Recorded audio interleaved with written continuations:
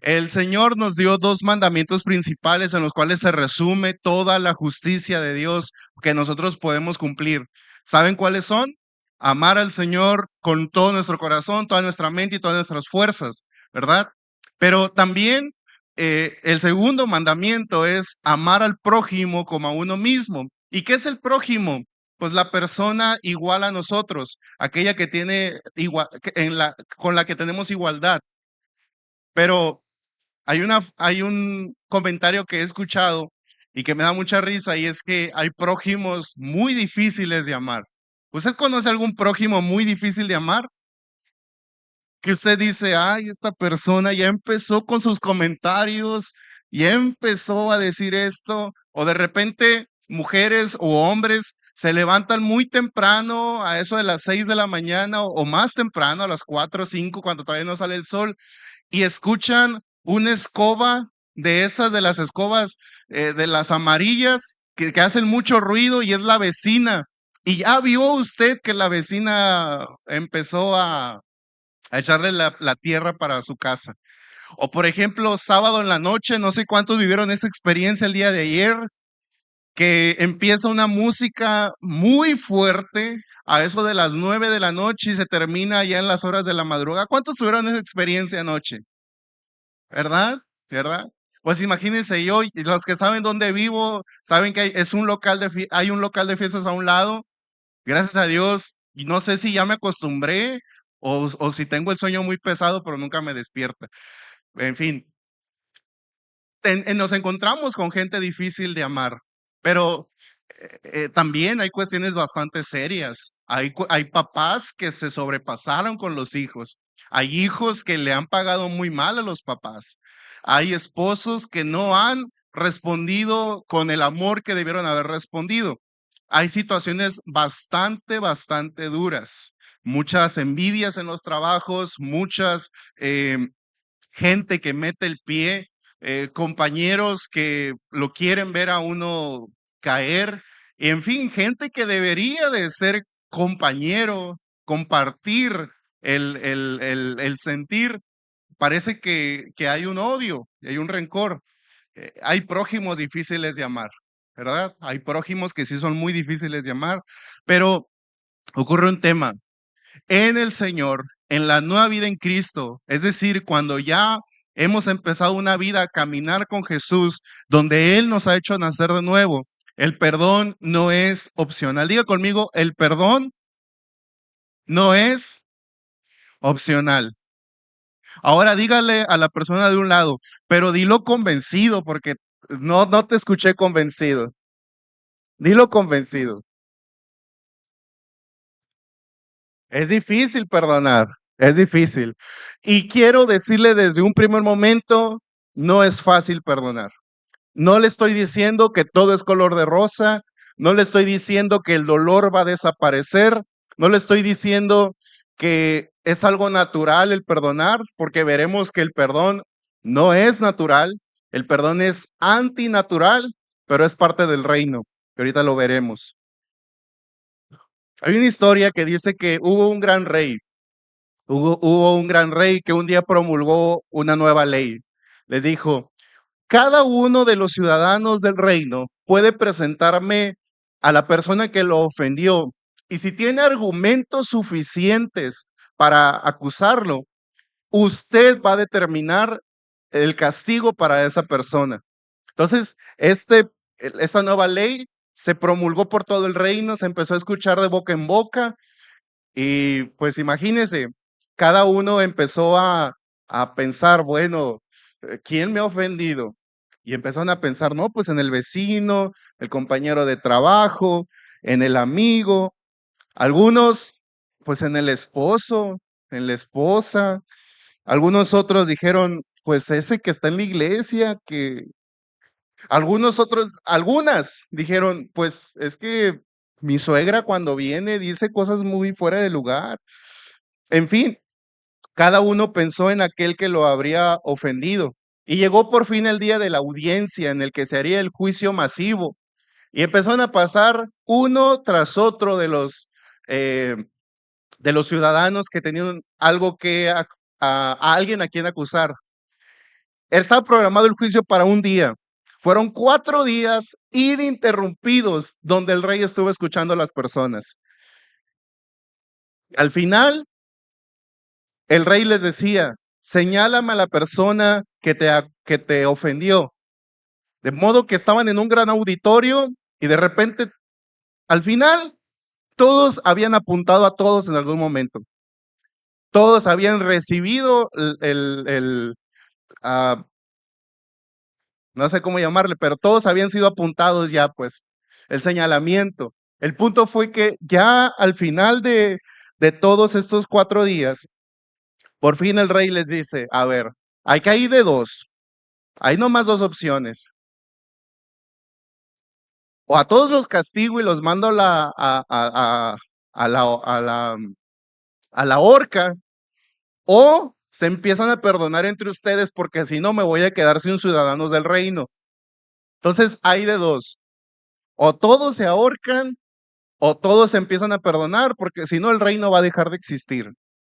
Y es lo que ocurre, en la vida real es lo que ocurre. Cuando guardamos rencor hacia una persona, podremos dañar a la otra persona, pero también nosotros nos estamos dañando. Ese señalamiento que hacemos hacia el otro es un señalamiento también hacia nosotros. He escuchado otra historia que llegaba un niño muy triste, muy enojado, mejor dicho, con su abuelo y le dice, abuelo, un niño en la escuela me pegó.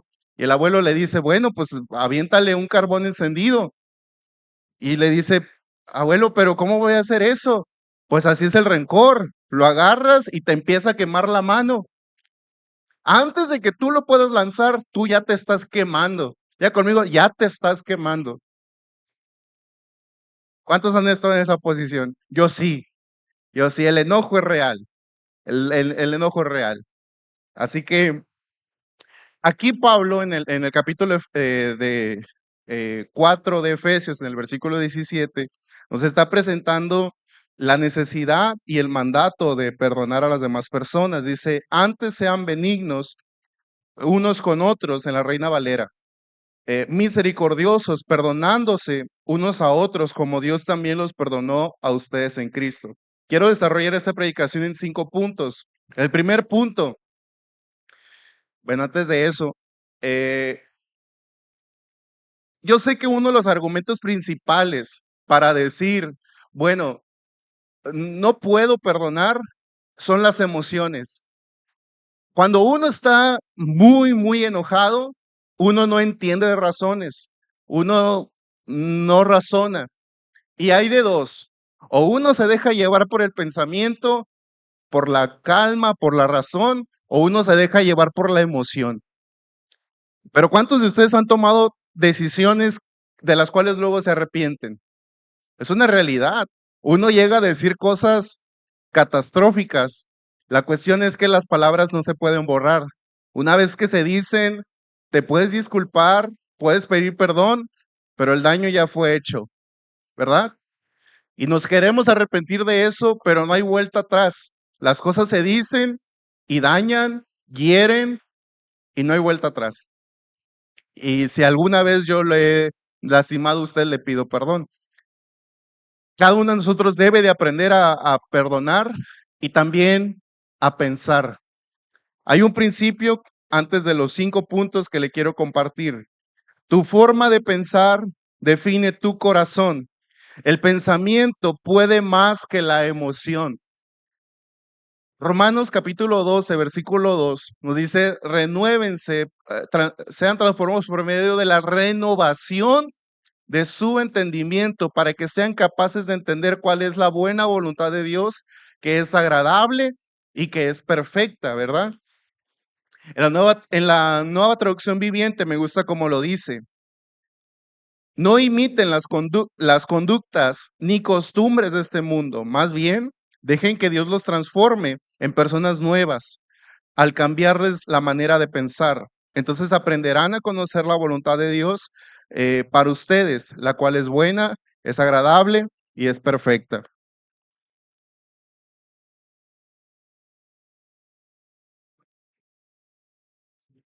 Nuestro pensamiento puede más que la emoción.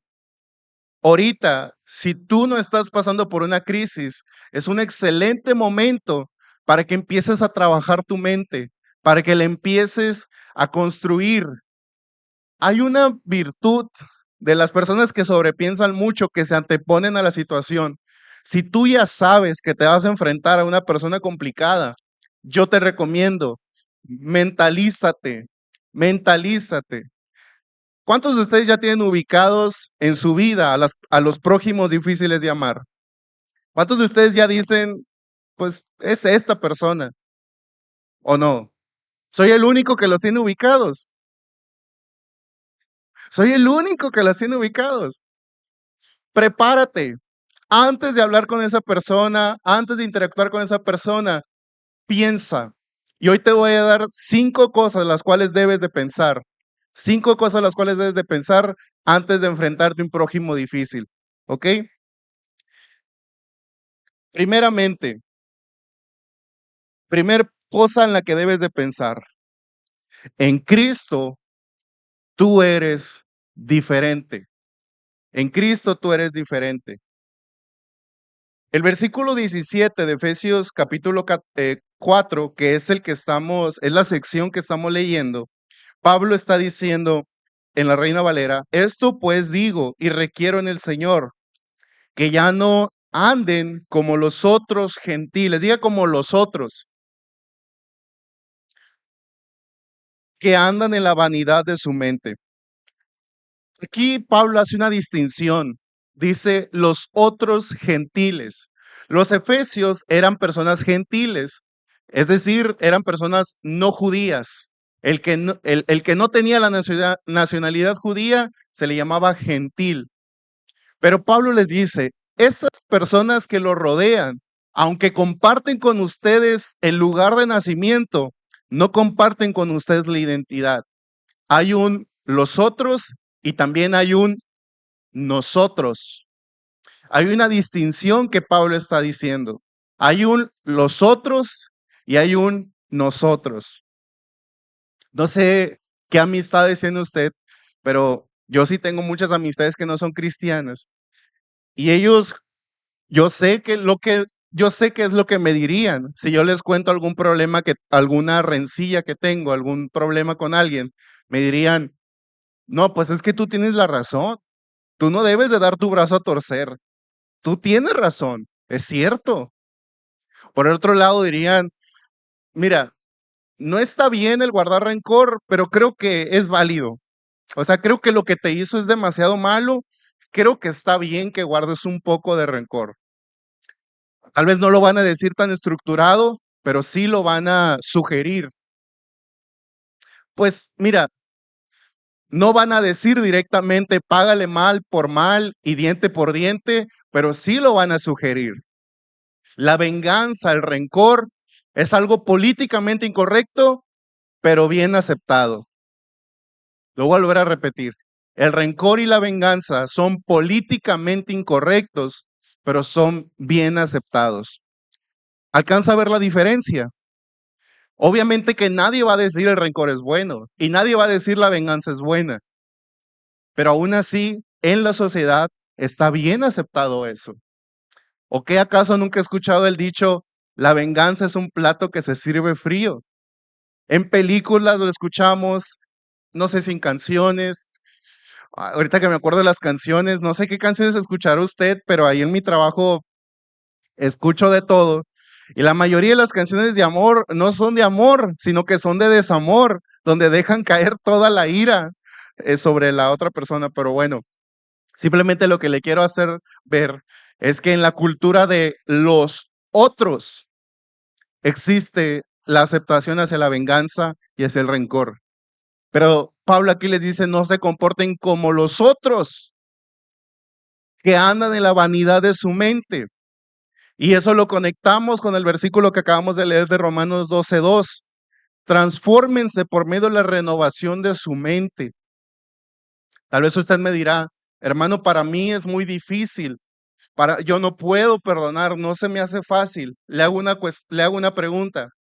¿Ya ha terminado su proceso de crecimiento espiritual? En este preciso momento, ¿usted ya terminó su crecimiento espiritual o todavía le falta algo? Todavía le falta algo, porque yo sí lo puedo decir.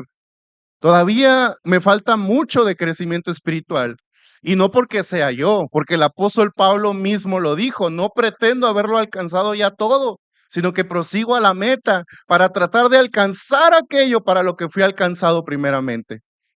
Entonces, no se condicione usted, no deje entrar en su pensamiento el que usted es así y que usted nunca va a cambiar. Ese es un pensamiento equivocado.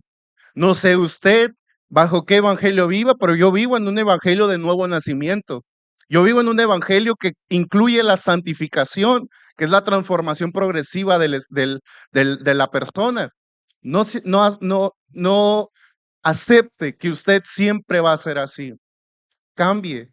Permítale al Señor que lo transforme. Dios nos llama a despojarnos de la antigua manera de vivir para vivir de una forma nueva. El tema no es una capacidad de perdonar, porque pocos tendríamos esa habilidad innata de ser humildes a tal punto de perdonar a la primera. El tema se trata más bien de una forma de pensar. Así que primer punto, ¿por qué habría de pensar? Porque tú en Cristo eres diferente. Tú ya no eres como los otros, tú eres diferente. Segunda cosa en qué pensar, ponte en el lugar de Jesús. Ponte tú en el lugar del ofensor y pon a Jesús en el lugar del ofendido. Cuando digo ofensa, me estoy refiriendo a todo tipo de agresión, a todo tipo de burla o de rechazo.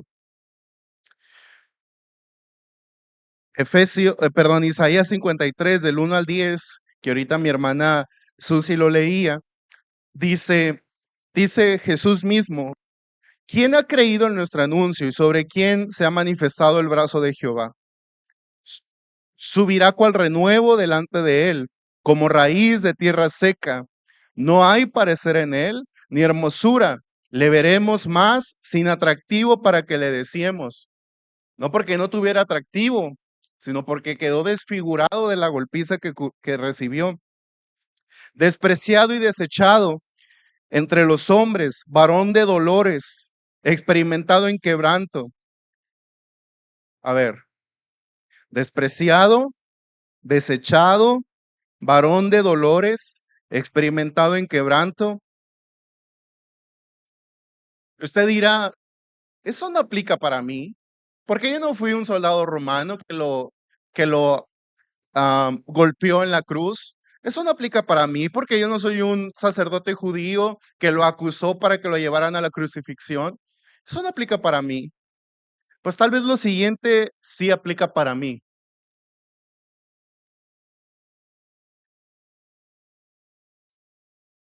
Como que escondimos de él el rostro, fue menospreciado y no lo estimamos. Ciertamente llevó él nuestras enfermedades y sufrió nuestros dolores. Nosotros le tuvimos por azotado, por herido de Dios y abatido. Mas él herido fue. Ese es un hecho. ¿Cuál fue la causa? Por nuestras rebeliones. Molido es el hecho. ¿Cuál fue la causa? Por nuestros pecados. El castigo de nuestra paz fue sobre él, y por su llaga fuimos nosotros curados. Todos nosotros nos descarriamos como ovejas. No dice unos cuantos, no dice los romanos, no dice los judíos, dice todos. Cada cual se apartó por su camino, mas Jehová cargó en él, en Jesús, el pecado de todos nosotros. Angustiado él y afligido, no abrió su boca, como cordero fue llevado al matadero, y como oveja delante de sus trasquiladores, él mudeció y no abrió su boca. Por cárcel y por juicio fue quitado, y su generación, ¿quién la contará? Porque fue cortado de la tierra de los vivientes, por la rebelión de mi pueblo fue herido. Y se dispuso con los impíos su sepultura, mas con los ricos fue en su muerte, aunque nunca hizo maldad, ni hubo engaño en su boca. Con todo esto, Jehová quiso quebrantarlo, sujetándole a padecimiento. Cuando haya puesto su vida en expiación por el pecado, verá linaje, vivirá por largos días, y la voluntad de Jehová será en su mano prosperada. Yo fui la causa de la aflicción de Jesús. Yo fui la causa del abatimiento de Jesús. Mi pecado fue sobre él. Mis heridas fueron curadas por la llaga de él. La carga mía fue puesta sobre él. Yo me descarrié, y si me preguntan, ¿fue inconsciente el que yo desobedeciera a Dios? No fue inconsciente, no fue inconsciente, porque en esta cultura en la que vivimos, nacemos conociendo quién es Jesús, de alguna u otra manera, pero lo sabemos y conocemos un poco de la ley de Dios. No fue inconsciente. El pecado no es inconsciente, el pecado es consciente. Sabemos bien lo que hacemos, sabemos bien lo que hicimos. El pecado no es un accidente, el pecado es un hecho que cometimos. Despreciado y desechado entre los hombres, varón de dolores, despreciado y desechado. Yo también lo desprecié y lo deseché. O que a lo mejor alguno de ustedes a la primera ocasión recibió el mensaje del evangelio. Pero si usted pertenece a la gran población que sí lo rechazó, es de los míos. Porque no aceptamos el evangelio a la primera. La cuestión es que rechazar el evangelio no es rechazar la propaganda de una religión. Rechazar el evangelio no es rechazar el argumento del Islam, del budismo o de alguna de las religiones prehispánicas. Rechazar el evangelio no es rechazar a un profeta o a un maestro como Buda o como Mahoma. Rechazar el evangelio es rechazar a Dios mismo hecho hombre. Es rechazar al hombre, perdón, es rechazar al Dios eterno, sublime, altísimo, que viene y se hace hombre. Ahora, ¿qué argumento tenemos para no perdonar?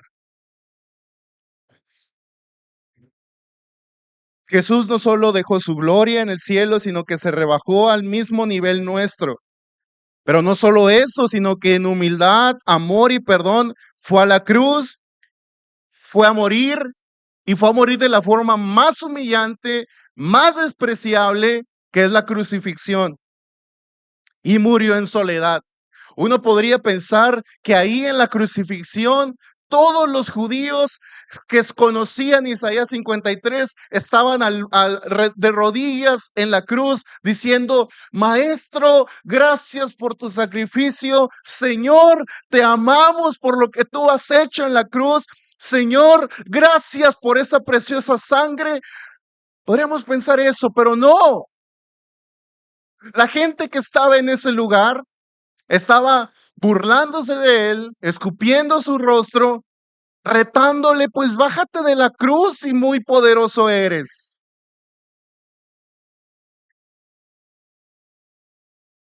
Y ahí es donde viene la respuesta de Jesús. Lucas 23:34. Perdónalos, porque no saben lo que hacen. Me gusta mucho como lo dice la traducción al lenguaje actual. Poco después Jesús dijo: Padre, perdona a toda esta gente, donde yo estaba incluido.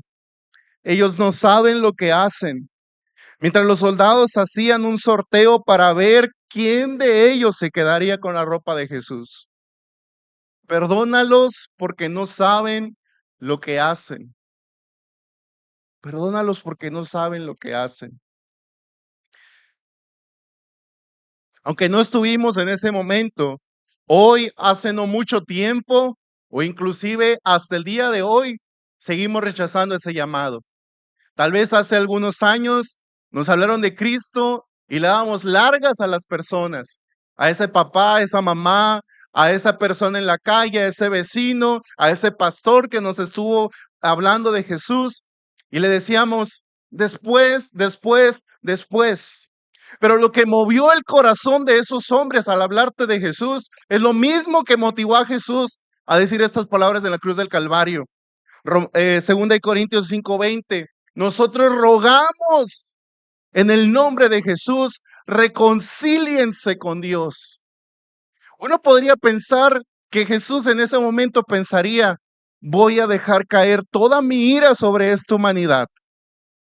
Pero deja una enseñanza, reconcíliense con Dios. ¿Quién dio el primer paso para que hoy estuvieras en la presencia de Dios? ¿Fuiste tú? No, no fuiste tú, no fui yo. El que dio el primer paso fue Jesús. El perdón que Jesús nos enseña no empieza cuando la otra persona nos pide perdón. El perdón que Jesús nos enseña empieza desde que tú das el primer paso con intención de reconciliarte. ¿Quién es capaz de dar ese primer paso? Es difícil. ¿Quién es capaz de dar ese primer paso? Un término bíblico que me encanta para los cristianos es discípulos de Jesús, aquellos que caminan sobre el camino de Jesús, y eso incluye el perdón. Si Jesús, estando en la cruz, fue capaz de decir, perdona a los padres porque no saben lo que hacen, si Jesús deja un legado de reconciliación a todas las personas, cuánto más nosotros deberíamos de practicarlo. Tercer cosa en que pensar, hay alguien que sí te ha tratado suavemente. Hay alguien que sí te ha tratado suavemente.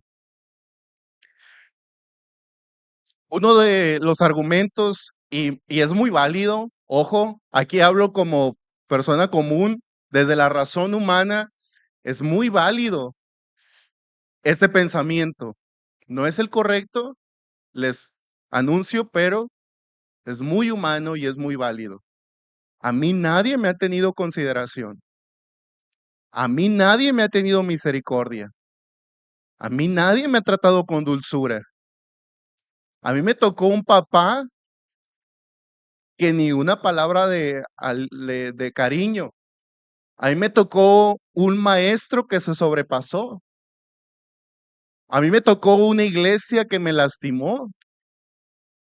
A mí me tocó una mamá con la cual no podía dirigir palabra. A mí me tocó un esposo que fue engaño tras engaño, tras engaño, tras engaño. En mi vida he conocido a alguien que me tenga misericordia y compasión. Yo no voy a volver a abrir las puertas de mi vida para que alguien me vuelva a lastimar. El rencor es un mecanismo de defensa. En la psicología es un mecanismo de defensa y el rencor es muy válido para no volver a ser herido. Es un mecanismo de defensa. Es algo para asegurarte la supervivencia unos meses más o un tiempo más de vida, perdón. Pero la cuestión es que hay alguien que sí te ha tratado con suavidad. Hay alguien que sí te ha tratado con respeto. Hay alguien que sí te ha tratado con dignidad. Hay alguien que sí te ha tratado con amor. Hay alguien que desde antes de que tú nacieras ya tenía su mirada puesta en tu vida. Romanos 5:8 dice, mas Dios muestra su amor para con nosotros en que aún siendo pecadores, Cristo murió por nosotros. Primera de Juan 3:16 dice, en esto conocemos el amor, en que Cristo dio su vida por nosotros.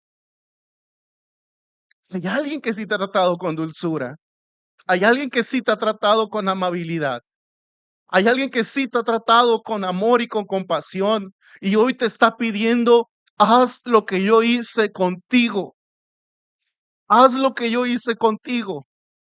Si la gente te ha fallado, no lo hagas por la gente, hazlo por mí. Que yo sí te he tratado con respeto y con dignidad. Si la gente no te da esperanza de que no te vuelva a lastimar, hazlo por mí, Yo no te voy a yo no te lastimé nunca, ni te voy a lastimar jamás. Hay alguien que sí te ha tratado con amabilidad, hay alguien que sí te ha tratado con respeto, con amor, hay alguien que ha pensado en ti, hay alguien al cual todos le fallamos. Es un hecho, no es una probabilidad, es un hecho, todos le fallamos, pero todos recibimos la misma respuesta. Hay un canto que me gusta mucho de Marcos Vidal, El Milagro, no sé cuántos lo han escuchado. Me gustaría leer un poco de la letra de esta canción. Aún no puedo asimilar lo que me ha sucedido, el milagro más hermoso que yo he vivido, que después de malgastar lo que no era mío, no he tenido que pagar. Traicioné a aquel que me perdonó la vida, humillé al que curó toda mi herida, y en mi huida coseché lo que yo merecía, y desvanecido en mi dolor, en algún momento Él me encontró, y he despertado en el redil no sé cómo, entre algodones y cuidados del pastor, y antes de poder hablar de mi pasado, me atraviesan sus palabras y su voz, que se alegra tanto de que haya vuelto a casa, que no piense, que descanse, que no pasa nada. Y dormido en su regazo lo he sabido, que tengo vida, tengo dueño y soy querido. Ese es el evangelio que predicamos. Ese es el evangelio que vivimos. Cuando un cristiano dice, yo no puedo perdonar, no es una cuestión de capacidad ni de experiencia. Es una cuestión de que aún falta conocer y dimensionar el amor de Cristo el perdón de Cristo para tu vida. Porque cuando haces un análisis de toda tu vida y dices, yo no merezco tu perdón. Cuando volteas hacia el pasado y dices, Señor, yo no merezco tu perdón. O sea, yo soy el de Isaías 53. Yo soy el que causó Isaías 53. Cuando piensas en todo eso y haces un análisis retrospectivo, te das cuenta de que el perdón de Dios es un perdón no ganado, inmerecido, enorme, que nunca se acaba. Y cuando volteas a ver a la persona que te lastimó, a la persona que te hirió, a la persona que te ofendió de algún modo, dices, obviamente me dolió, obviamente fue difícil y obviamente no lo quiero perdonar.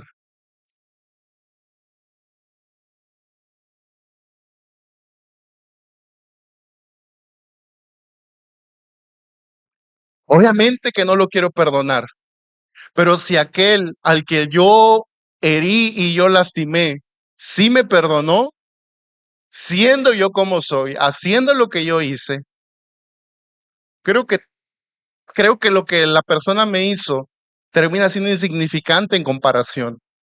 Pareciera que lo que este hombre, esta mujer me hizo, realmente no es tan grande. Cuando conocemos el perdón de Cristo, cuando lo razonamos, lo meditamos y lo disfrutamos, perdonar a los demás parece algo tan fácil, tan humano, perdón, tan natural, que fluye el perdón. El que mucho se le perdona, mucho ama, dijo Jesús. Pero también al que mucho se le perdona, mucho ama y mucho perdona. Aquel que entiende cuánto Dios lo ha perdonado y cuánto Dios lo ha amado, comparte ese mismo amor y ese mismo perdón a las demás personas. Cuarta cosa en la cual pensar, escucha el consejo del Espíritu Santo. Aquí Pablo, en el versículo 30 del capítulo 4 de Efesios, dice, y no contristen al Espíritu Santo de Dios, con el cual ustedes fueron sellados para el día de la redención. No sé usted cómo vea al Espíritu Santo, pero el Espíritu Santo es una persona real, es una persona, no es una fuerza, no es una energía. Se representa como una paloma, pero no es una paloma. Se representa como un fuego, pero no es un fuego. Se representa como un viento recio, pero no es un viento recio. Es una persona que habita en el corazón de usted y de mí, si es que ya hemos aceptado a Jesús en nuestro corazón. De manera que el Espíritu habla, el Espíritu se comunica, el Espíritu interactúa. Hace unos meses hablábamos mucho acerca del Espíritu y decíamos que era como vivir con alguien más en tu casa, que tiene un impacto, que tiene una influencia, que tiene una voluntad independiente a la tuya. Y en el tema del perdón, la voluntad del Espíritu se hace evidente. La influencia, las palabras del Espíritu se hacen evidentes. Cuando pasamos por el enojo, la voz del Espíritu aún sigue llamándonos a perdonar a aquel que nos ofendió. Esa voz la podemos ignorar si queremos, pero no creo que lo quieras hacer. No creo que quieras ignorar la voz del Espíritu que te llama a perdonar, ya que habrá una lucha interna entre tu ser con la voz de Dios y no estarás a gusto, e inclusive las cosas no te saldrán bien. Uno de los pasajes más difíciles de entender es el perdón hacia la esposa y hacia el esposo. Primera de Pedro 3:7 dice la Reina Valera: ustedes maridos igualmente vivan con ellas, con sus esposas sabiamente, dando honor a la mujer como a vaso más frágil y como a coherederas de la gracia de la vida, para que sus oraciones no tengan estorbo. Pero ¿cómo? Yo lo veo de la siguiente manera.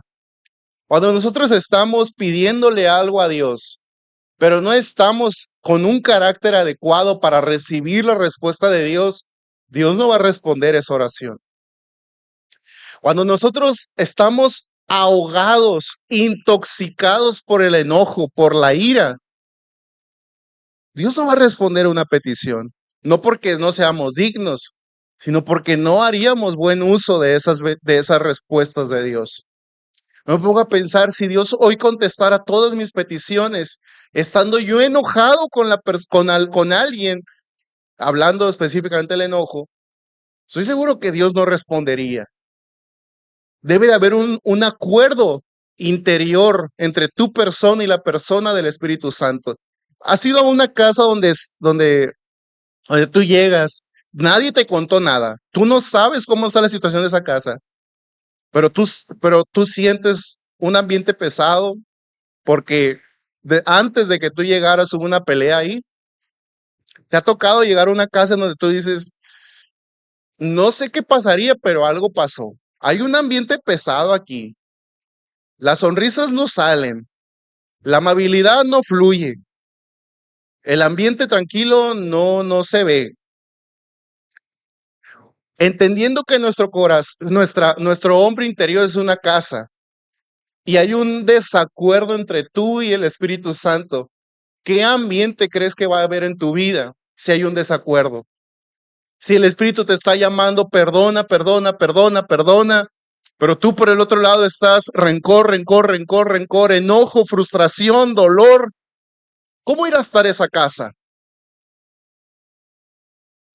¿O a poco cuando usted llega al trabajo después de una pelea, los compañeros no le dicen, oye, ¿qué traes? Oye, ¿qué te pasó? Yo tengo la teoría de que todavía se siente más entre los cristianos, porque antes éramos nosotros solos en el interior, pero ahora tenemos una voz que es la voz del Espíritu llamándonos, corrigiéndonos, enseñándonos, instruyéndonos. La voz del Espíritu, el Espíritu, perdón, se contrista cuando no queremos hablar con esa persona, cuando nomás no queremos escuchar la voz del Espíritu. ¿Usted cómo se sentiría? ¿Usted cómo se sentiría si nosotros le decimos al Espíritu, yo sé lo que es correcto, pero no quiero? Obviamente se entristece, pero encontramos un principio. La voz de Dios es suficiente cuando no queremos entender razones. La voz de Dios es suficiente cuando no queremos entender razones. Es de sabios, antes de hablar, orar. Vuelvo a decirlo. Es de sabios, antes de hablar, orar. Antes de hablar ¿con quién? Con el prójimo difícil. Ora, ora. Señor, yo sé que voy a ver a esta persona, lo pongo en tus manos. Pongo esta situación en tus manos. No quiero que me hiera, pero yo tampoco quiero responderle de forma agresiva. Yo no quiero ser lastimado, pero yo tampoco quiero dar un mal testimonio. Señor, es de sabios orar antes de hablar. Es difícil, pero no imposible. Y hablando del tema de la palabra imposible, llegamos al quinto punto. La quinta cosa que pensar antes de hablar o antes de interactuar con un prójimo difícil de amar. Punto número 5. Perdonar no es fácil. Ocupas al Espíritu Santo. Es importante decir que el Espíritu Santo es el que nos da la capacidad de perdonar. El Espíritu no solo aconseja, sino que también capacita para hacer el bien. Perdonar es hacer el bien. Esta es una de las iluminaciones de mi vida en los últimos meses. Romanos capítulo 8. Si viven por el Espíritu, anden por el Espíritu. Si ustedes ya han nacido en el Espíritu, anden por Él, escúchenlo a Él. El Espíritu no solo te va a decir lo que debes de hacer, también te va a dar la capacidad de hacer lo que tienes que hacer. Si me preguntas, ¿es fácil perdonar? No, pero yo creo en un Espíritu que te capacita para perdonar.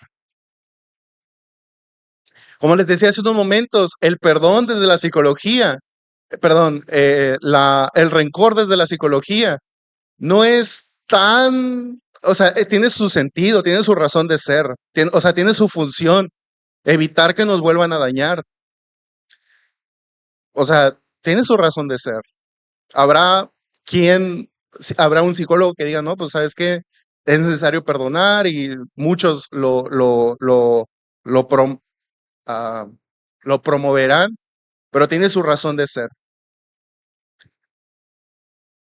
No perdonar es un sistema de defensa ante los ataques de las personas. Nos previene de no ser heridos en el futuro.